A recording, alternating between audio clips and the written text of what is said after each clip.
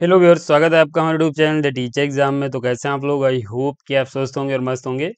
तो दोस्तों, हम यहाँ पे एक नया इनिशिएटिव लॉन्च कर रहे हैं, जो कि आपका ये है आपका पेपर फर्स्ट रिसर्च मेथोडोलॉजी के बारे में। आज से हम यहाँ पे एक नई सीरीज स्टार्ट करेंगे, जो कि यहाँ पे आपका जो पीएचडी का फर्स्ट पेपर होता है, यानी रिसर्च मेथोडोलॉजी का जो पेपर होता है, उसकी हम यहाँ पे सीरीज स्टार्ट करेंगे। अभी तक यहाँ पे चैनल पर सिर्फ पीएचडी के वीडियो आ रहे थे, लेकिन अब यहाँ पे हम कोशिश करेंगे कि आपका जो कंपलसरी पेपर है, ये सभी के लिए इम्पोर्टेंट पेपर होता है। और यहाँ पे अगर आप अच्छा स्कोर कर लेते हैं, तो आप अपनी सब्जेक्ट्स में अच्छा स्कोर कर ही लेंगे। और रिसर्च मेथोडोलॉजी में बहुत से कैंडिडेट्स की रिसर्च मेथोडोलॉजी वीक होती है, तो यहाँ पे हम कोशिश करेंगे एक नया यहाँ पे ये सीरीज स्टार्ट की जाए, जो कि यहाँ पे आपकी रिसर्च मेथोडोलॉजी के जो बहुत ही इंपॉर्टेंट क्वेश्चन हैं, अगर आप इनको सॉल्व कर लेंगे और अगर आप इनको मेमोराइज कर लेंगे, तो आपको मैक्सिमम आप पेपर में अपने क्वेश्चन सॉल्व कर सकते हैं। तो यहाँ पे जो क्वेश्चंस हैं वो हम आगे भी डिस्कस करेंगे। इसमें हम आपके जो क्वेश्चंस है 25 इस वीडियो में हम डिस्कस करेंगे। ये सीरीज अब हम डेली यहाँ पे कंटिन्यू करेंगे, और यहाँ पे आपको डेली वीडियो मिलेंगे, 25-25 क्वेश्चन आपको देखने को मिलेंगे और आप इनको सॉल्व कर सकते हैं। और हिंदी इंग्लिश यानी दोनों लैंग्वेज में आपके पेपर रहेंगे, और ये आपके जो पीएचडी का एंट्रेंस होता है, उसके लिए कंपलसरी रिसर्च मेथोडोलॉजी के हैं। बाकी यहाँ पे हम इस पे एक पीडीएफ भी आपके लिए लगभग 1500 से 2000 क्वेश्चंस की रिसर्च मेथोडोलॉजी की इंपॉर्टेंट क्वेश्चन हम बना के आपको हिंदी और इंग्लिश दोनों में दे देंगे, जो कि आप यहाँ पे हमारी वेबसाइट से परचेज कर सकते हैं। बाकी यहाँ पे आपको एक मिनिमम अमाउंट उसके लिए तो पे करना पड़ेगा, अगर आप वीडियो देखने से बचना चाह रहे हैं। तो यहाँ पे उन पीडीएफ को आप परचेज कर सकते हैं, लेकिन अभी फिलहाल तो वो अपडेट नहीं की गई है, और आने वाले समय में उसे अपडेट कर दिया जाएगा। कुछ ही दिनों में उस पे काम चल रहा है, आपकी अपडेट हो जाएगी। तो हम यहाँ पे चलेंगे और हम इस सीरीज के फर्स्ट वीडियो के देखेंगे, और यहाँ पे आपके जो टॉप 25 रिसर्च मेथोडोलॉजी के क्वेश्चन है, उन्हें हम सॉल्व करेंगे। देखिए, ये आपकी रिसर्च मेथोडोलॉजी है, यानी अनुसंधान क्रियाविधि है, जिसमें हम आपकी क्वेश्चंस की बात करें तो आप देखेंगे दोनों लैंग्वेज में दिए गए हैं। आप जिस भी लैंग्वेज में सुटेबल हैं, आप उन्हें देख सकते हैं। और यहाँ पे हम कोशिश करेंगे कि दोनों लैंग्वेज में आपकी जो क्वेश्चंस है उन्हें रीड किया जाए और आपके उनको आंसर बताया जाए।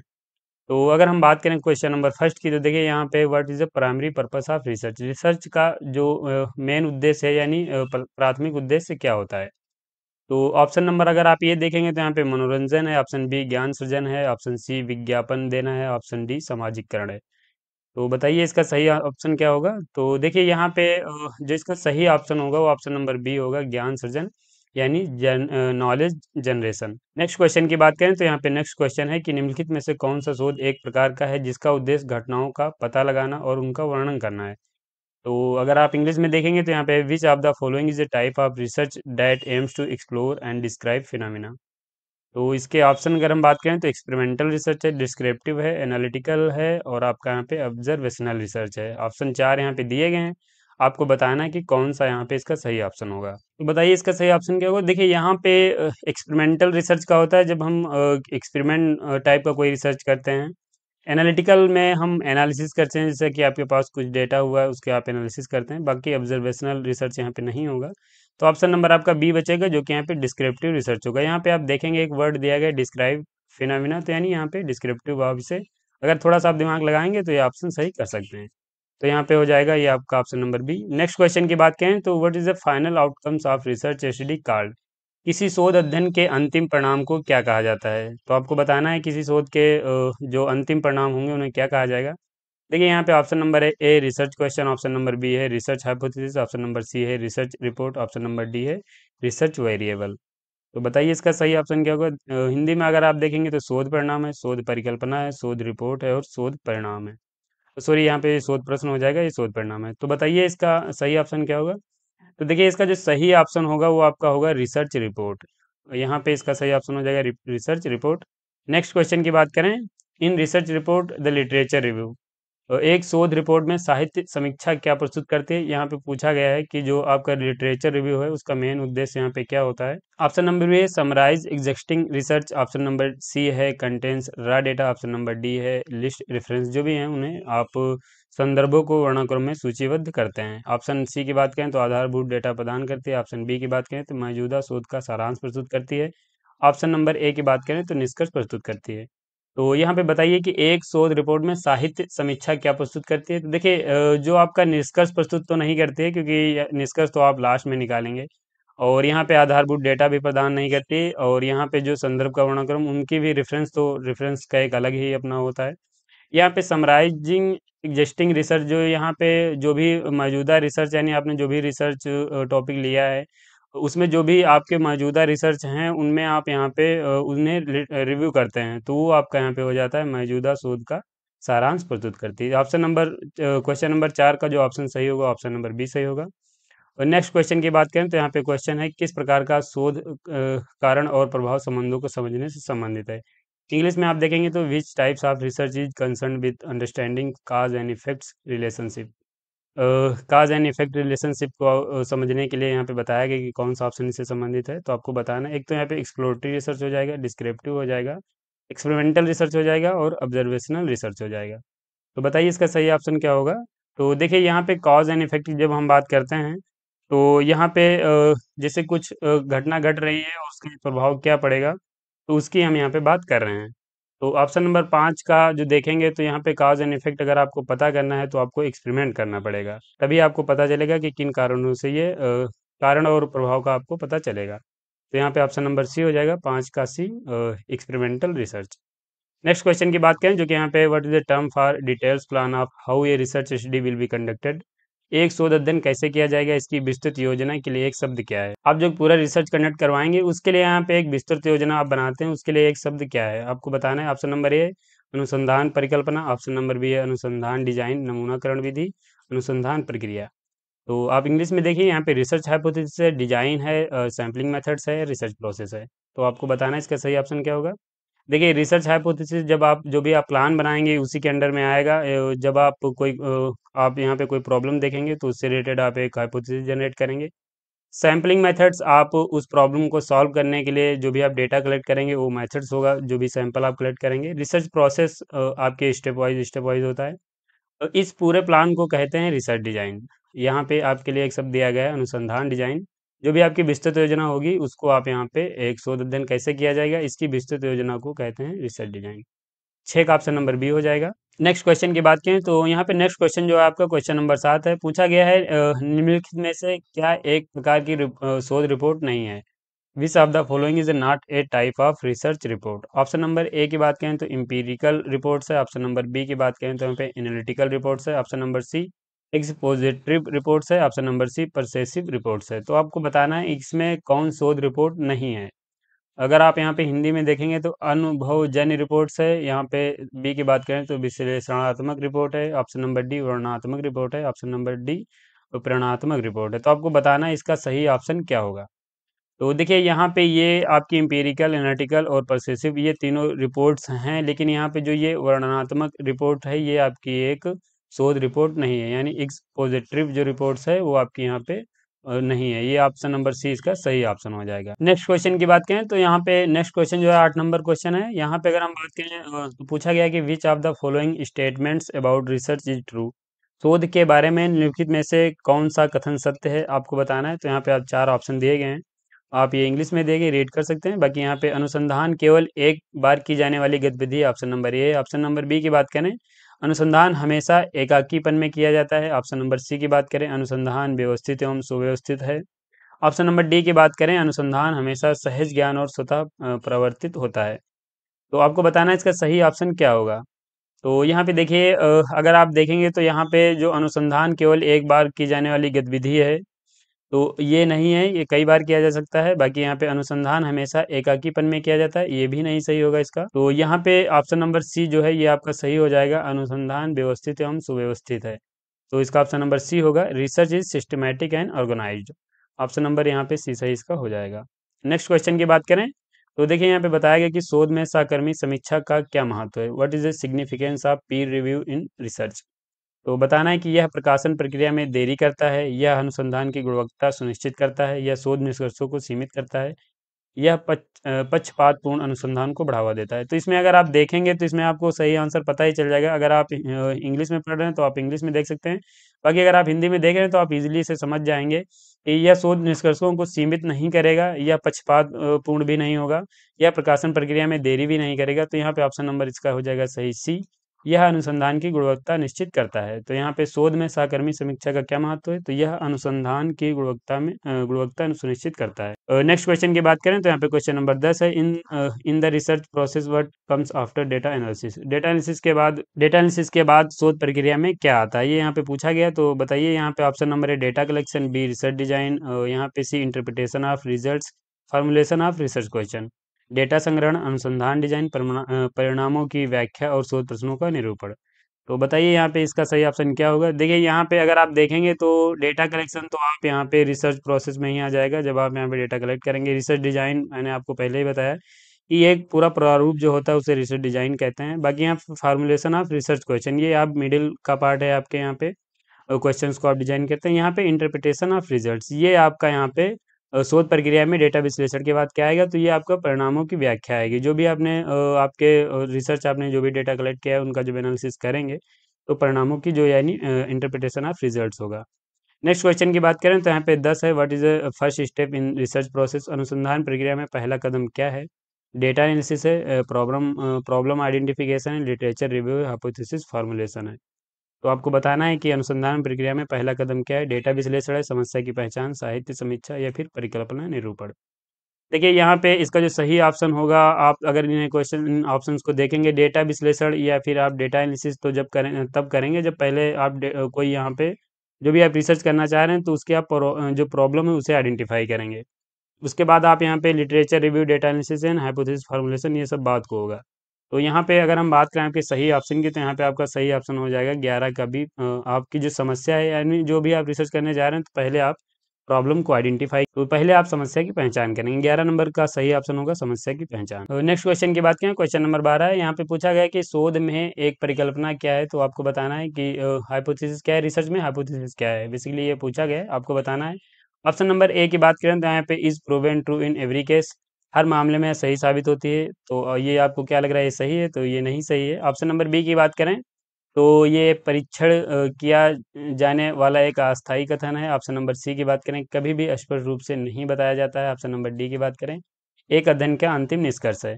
तो यहाँ पे सही ऑप्शन क्या होगा? देखिए ये दो तो आपके नहीं होंगे क्योंकि ये फाइनल कंक्लूजन नहीं होता है, और इसके साथ यहाँ पे ये स्पष्ट रूप से नहीं बताया जाता, यहाँ पे कहा गया है, लेकिन ऐसा नहीं बताया जाता है। तो यहाँ पे और हर मामले में सही साबित, ये हाइपोथेसिस हर मामले में सही साबित हो, ये भी यहाँ पे सही नहीं होगा। ऑप्शन नंबर बी अगर हम देखें तो यहाँ पे है कि परीक्षण किया जाने वाला एक अस्थायी कथन है, यानी it's a tentative statement to be tested.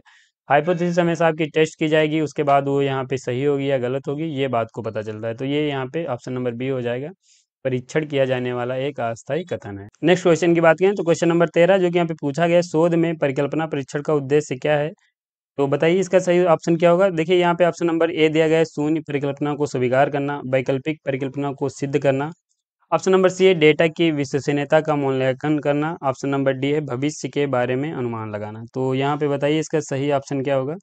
तो इसका सही ऑप्शन मैं आपको बता दे रहा हूँ, ऑप्शन नंबर सी होगा, डेटा की विश्वसनीयता का मूल्यांकन करना।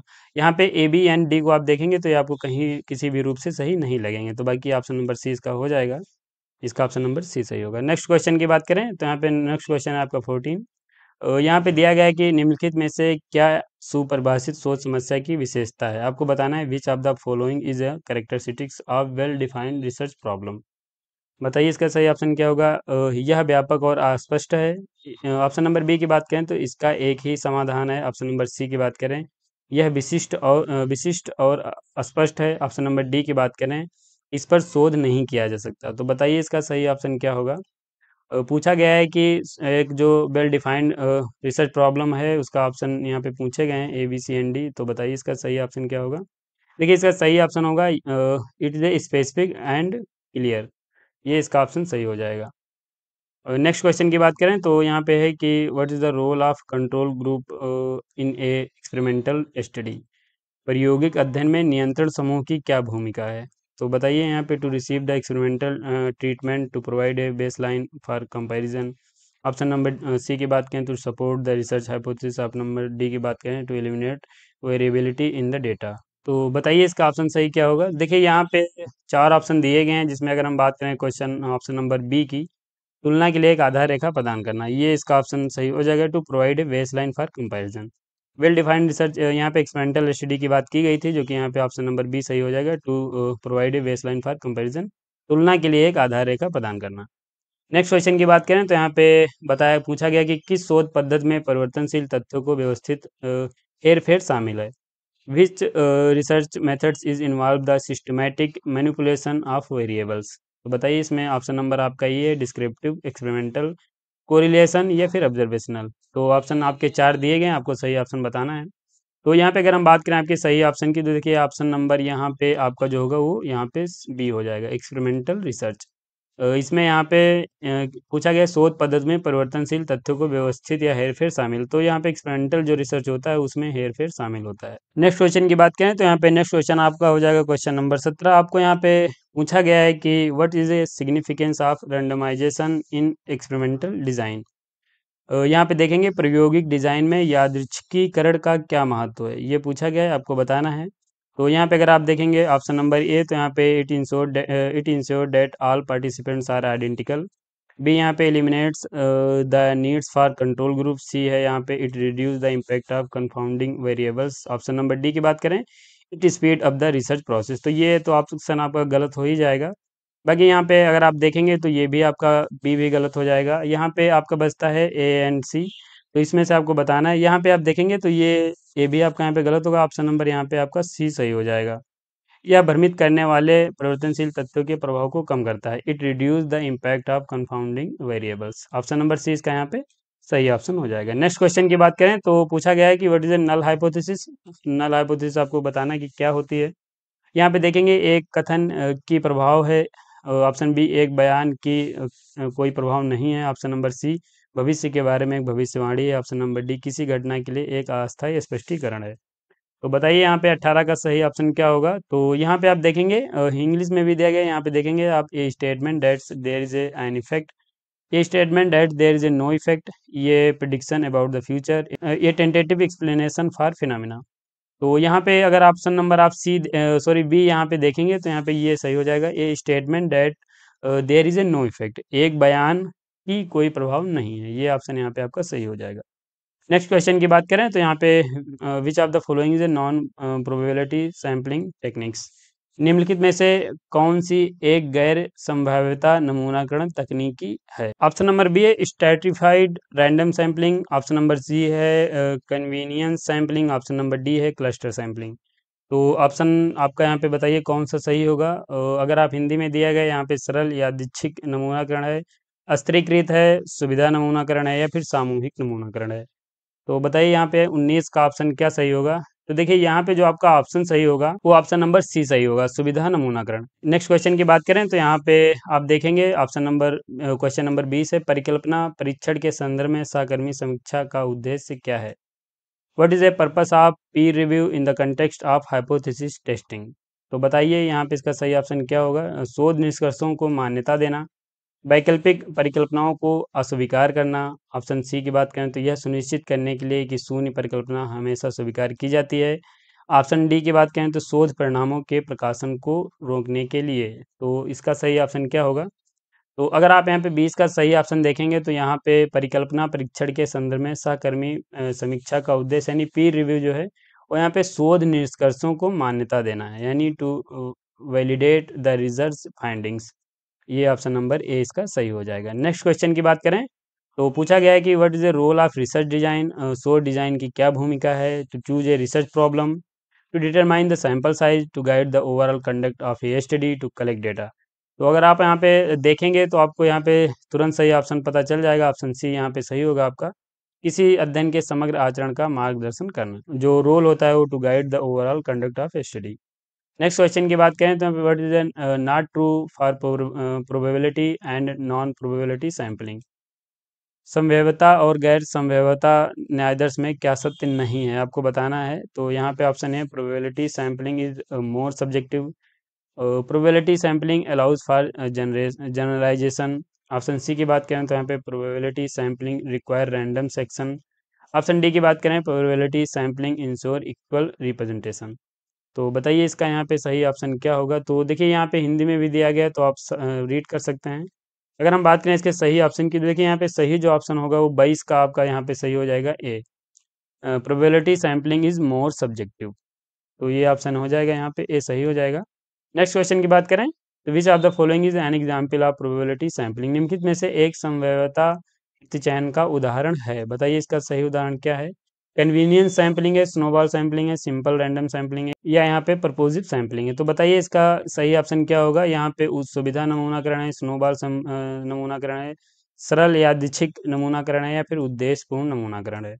तो बताइए इसका सही ऑप्शन क्या होगा 23 का। तो यहाँ पे सही ऑप्शन 23 का हो जाएगा सी, सरल यादृच्छिक नमूनाकरण यानी सिंपल रैंडम सैम्पलिंग होती है। नेक्स्ट क्वेश्चन की बात करें तो यहाँ पे है सुविधा नमूनाकरण का मुख्य नुकसान क्या है, what is A main disadvantage of convenience sampling, बताइए इसका सही ऑप्शन क्या होगा। यहाँ पे 4 ऑप्शन आपके दिए गए हैं। It is a time consuming, option A है। It may lead to biased results, it require a large sample size, C हो जाएगा। और इट इज ए एक्सपेंसिव, तो यहाँ पे यह अधिक समय लेता है, इसके पक्षपातपूर्ण पक्षी परिणाम हो सकते हैं, इसके लिए बड़े नमूने की आवश्यकता होती है, यह महंगा है। तो बताइए यहाँ पे सुविधा नमूनाकरण का मुख्य नुकसान क्या है, यहाँ पे पूछा गया है कन्वीनियंस सैम्पलिंग का मुख्य नुकसान क्या है। तो यहाँ पे अगर हम बात करें 24 के ऑप्शन नंबर बी की, तो ये आपका यहाँ पे सही हो जाएगा, इसके पक्षपातपूर्ण पक्षी परिणाम हो सकते हैं। कन्वीनियंस सैम्पलिंग जो है इसके यहाँ पे पक्षपातपूर्ण परिणाम हो सकते हैं। नेक्स्ट क्वेश्चन की बात करेंगे जो कि यहाँ पे क्वेश्चन नंबर 25 है। यहाँ पे आप देखेंगे तो पूछा गया है what is A stratified random sampling, तो आपको बताना है कि स्तरीकृत यादृच्छिक नमूना क्या है। स्ट्रैटिफाइड रैंडम सैम्पलिंग आपको बताना है कि क्या है। यहाँ पे ऑप्शन है सुविधा के आधार पर एक नमूना चयन करना, यानी sample selected based on convenience. Option number B की बात करें तो ये sample divided into distinct sub group, एक नमूने को अलग अलग उप समूहों में विभाजन होना। ऑप्शन सी की बात करें तो sample chosen using random number generator, यादृच्छिक संख्या जनरेटर का उपयोग करके चुना गया एक नमूना। ऑप्शन डी की बात करें तो ये sample that includes only participants that specific characteristics, एक नमूना जिसमें केवल विशिष्ट विशेषताओं वाले प्रतिभागी शामिल होंगे। तो बताइए 25 का ऑप्शन क्या सही हो जाएगा। तो अगर आप यहाँ पे देखेंगे ऑप्शन नंबर बी, तो ये यहाँ पे आपका सही हो जाएगा। ये सैंपल डिवाइडेड इनटू डिस्टिंक्ट सब ग्रुप्स, एक नमूने का अलग अलग उप समूहों में विभाजित होना, ये ऑप्शन यहाँ पे सही हो जाएगा। नेक्स्ट क्वेश्चन की बात करें जो कि आपका क्वेश्चन नंबर 25 है, आपको इसका सही ऑप्शन कमेंट बॉक्स में देना है। पूछा गया what is the purpose of quota sampling, तो बताइए यहाँ पे कोटा नमूनाकरण का उद्देश्य क्या है। ऑप्शन नंबर ए है to ensure every individual has an equal chance of being selected. Option B है to match the proportion of certain characteristics in sample to choose in the population. Option C की बात करें to select participants based on convenience. Option D की बात करें to eliminate bias in the sampling process. यहाँ पे 4 option है। यह सुनिश्चित करना कि प्रत्येक व्यक्ति को चुने जाने का समान अवसर मिले। बी की बात करें नमूने में कुछ विशेषताओं के अनुपात के जनसंख्या में मौजूदा विशेषताओं से मिलान। सी की बात करें सुविधा के आधार पर प्रतिभागियों का चयन करना। ऑप्शन डी की बात करें तो नमूनाकरण प्रक्रिया में पूर्वग्रह को खत्म करना। तो ये यहाँ पे क्वेश्चन नंबर 26 है जिसका आपको सही आंसर कमेंट बॉक्स में देना है। यहाँ पे हो सकता है कि कुछ जो शब्द हैं वो मुझसे यहाँ पे गलत प्रोनाउंस हो गए हों, तो आप उनको थोड़ा इग्नोर करिएगा। बाकी आप दोनों लैंग्वेज में क्वेश्चंस दिए गए हैं, आप इन्हें रीड कर सकते हैं और उनके आंसर अपने अनुसार दे सकते हैं। बाकी यहाँ पे आपके इन 25 क्वेश्चंस में से कितने क्वेश्चन सही हुए ये आप हमें कमेंट बॉक्स में ज़रूर बताइएगा। तो ये वीडियो आपको कैसी लगी ये भी आप हमें कमेंट बॉक्स में बताइए। बाकी यहाँ पे अगर आपको वीडियो पसंद आई है तो आप कमेंट जरूर करिएगा, हम कोशिश। बाकी आपको वीडियो कैसी लगी ये भी आप कमेंट बॉक्स में बताइएगा। क्वेश्चंस का लेवल क्या है ये भी आप कमेंट बॉक्स में बताइए। बाकी इसमें क्या सुधार किया जा सकता है ये भी आप कमेंट बॉक्स में अपने सजेशन दे सकते हैं। तो ये यहाँ पे आपकी एक नई सीरीज स्टार्ट हो चुकी है, आप इसे ज्वाइन कर सकते हैं, इसका लाभ ले सकते हैं। और यहाँ पे इस वीडियो में बस इतना ही, हम वीडियो को यहीं पे अब समाप्त भी करेंगे। नेक्स्ट आपके 25 जो है आगे हम डिस्कस करेंगे, ये नेक्स्ट 25 इसी में ऐड किए गए हैं। बाकी आपको इस क्वेश्चंस का आंसर आपको देना है कमेंट बॉक्स में कि इसका सही ऑप्शन क्या होगा। मिलेंगे ऐसे एक अन्य वीडियो के साथ अपनी नेक्स्ट वीडियो में, तब तक के लिए जय हिंद, स्वस्थ रहें, मस्त रहें।